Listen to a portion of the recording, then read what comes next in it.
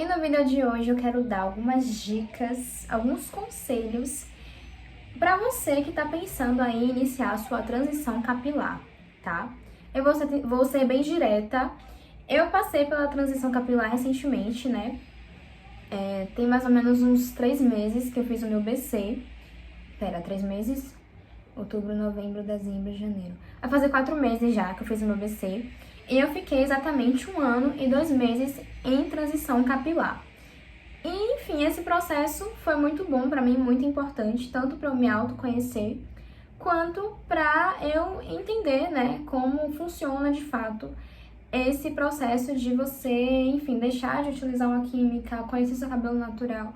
Foi extremamente importante e eu quero trazer alguns conselhos para vocês que pensam também em iniciar aí a sua transição capilar. A primeira coisa que você tem que entender é por que eu vou iniciar esse processo, qual o objetivo, qual o meu objetivo em iniciar a transição. A transição capilar, gente, é um processo muito difícil. Claro que é permitido sim, né, você encerrar esse processo, você não seguir em frente, óbvio. Não existe isso de, ai meu Deus, eu vou iniciar, agora eu sou obrigada a ir até o final. Não, tá?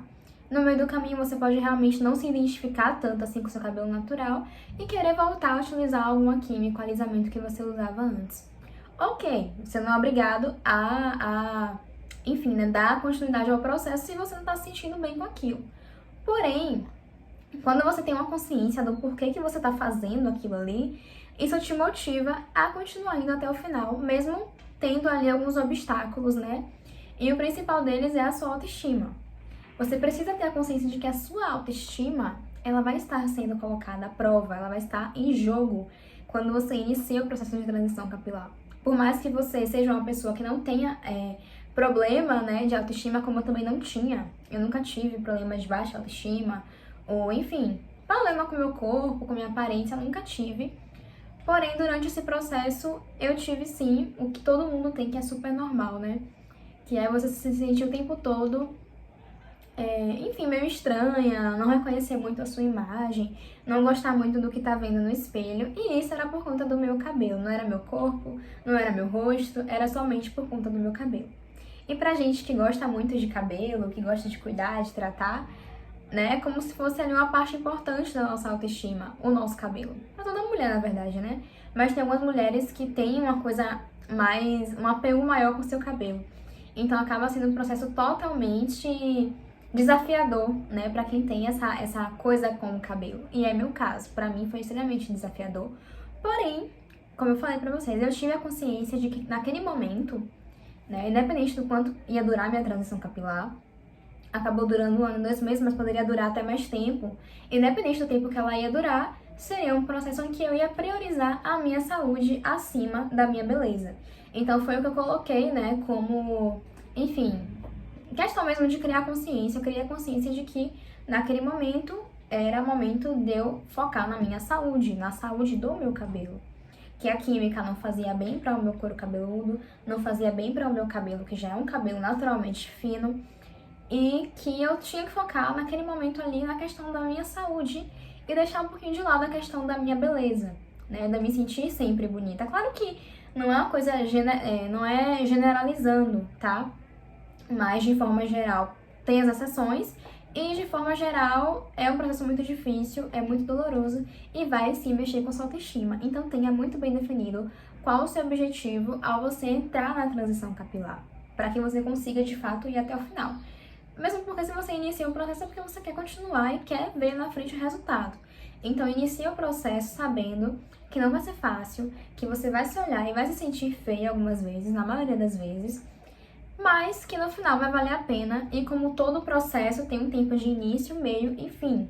Então vai ter o final também. Outra coisa que eu fiz e me ajudou muito, né, principalmente na questão da comparação, foi passar a consumir mais conteúdos de meninas, né, de influencers, com cabelos com curvaturas parecidas com a curvatura do meu cabelo, que é um cacheado ali entre 3A e 3B, né? Eu não sou nem ondulada e nem sou crespa, eu sou cacheada. Então, passei a consumir mais conteúdos de meninas que tinham cabelo cacheado. E isso me ajudou, né, a me identificar com elas também, com a história delas, a maioria também tinha passado pela transição, então eu vi bastante relatos de outras meninas.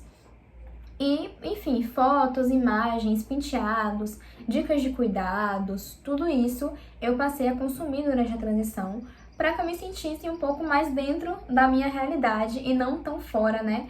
Quando eu consumia outros conteúdos de pessoas com outros tipos de cabelo, de curvatura.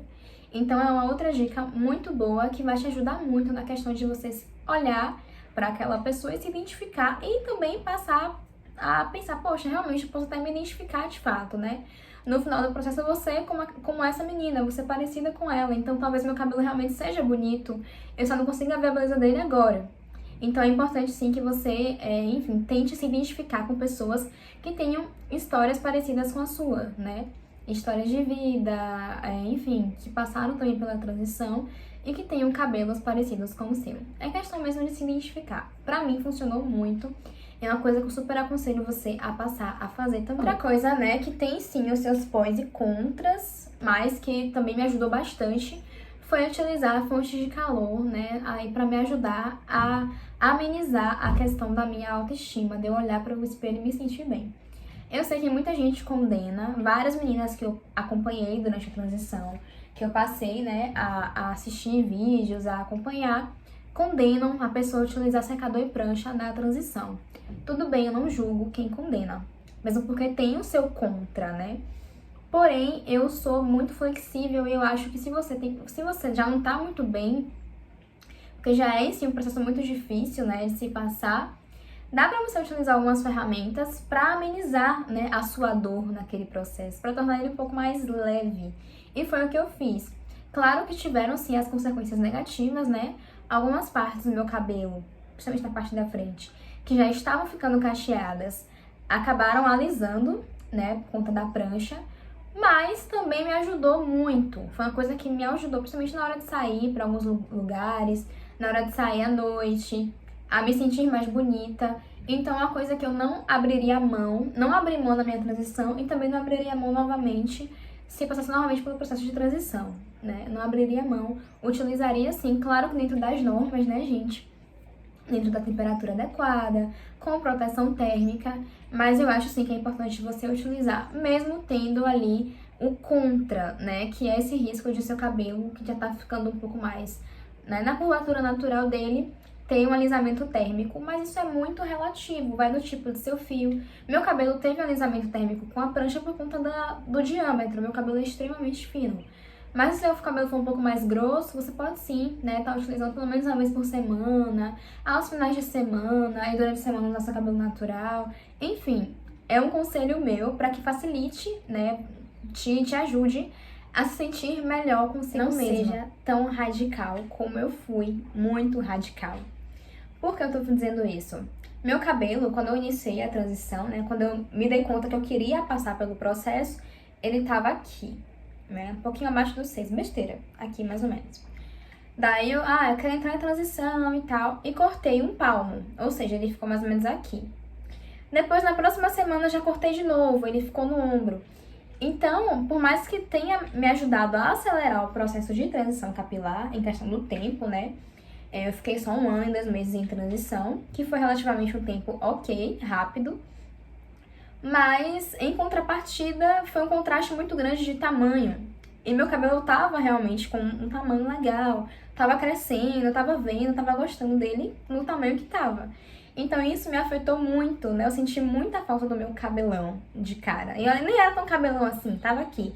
Mas eu senti muita falta. Então foi uma atitude que eu tive na emoção que hoje eu não teria e não recomendaria que você tenha. Não seja muito radical. Se você tá com um cabelão, né, muito grande, muito diferente do que você vai estar quando você cortar, não corte agora. Deixa ele crescer um pouquinho mais, vá tirando as pontinhas aos poucos. No meu caso, né, eu fui extremamente radical. Tava aqui, eu cortei logo aqui. Daí ele ia crescendo, eu ia cortando. Porém, era um tamanho que eu não conseguia prender, eu não conseguia fazer nenhum tipo de penteado. Então isso realmente dificultou muito a minha vida. Por isso que eu tive que recorrer muito mais aí às fontes de calor, porque realmente meu cabelo não tinha pra onde correr. Ou eu utilizava ele solto, né, natural, com 2 texturas, ou eu alisava ele. Então foi o que eu fiz e como eu falei, né? Acelerou um pouco o tempo, o processo, mas dificultou muito a questão do manuseio com o meu cabelo. Então não seja radical, não ultrapasse seus limites, não vá na emoção. E por fim, o último conselho que eu te dou é tenha uma rede de apoio e contrate a minha consultoria capilar, né? Atualmente eu trabalho através da internet, de forma 100% online, então eu posso te atender no conforto da sua casa, né? De forma ali, chamada de vídeo, WhatsApp. O meu acompanhamento na consultoria dura um mês, então vou te acompanhar durante um mês, montar o seu cronograma, te dar dicas, te apoiar, né? Te passar instruções de como lidar com seu cabelo aí natural, como cuidar, né? Indicação de produtos, enfim, é um trabalho de um mês. E é um investimento que vale muito a pena aí para você que está iniciando seu processo de transição capilar, tá bom? Então é isso, gente. Esse foi o vídeo de hoje. Espero muito que vocês tenham gostado. Vou deixar aqui na descrição tanto o meu Instagram quanto o meu contato de WhatsApp para você falar comigo, tá? E aproveita que esse mês ainda tá em promoção a consultoria capilar. Tá no valor de R$100 só até esse mês, tá? Março eu já vou alterar o valor, já vou fazer um reajuste. Então aproveita aí, tá? E faz um investimento que vai ser muito bom para você.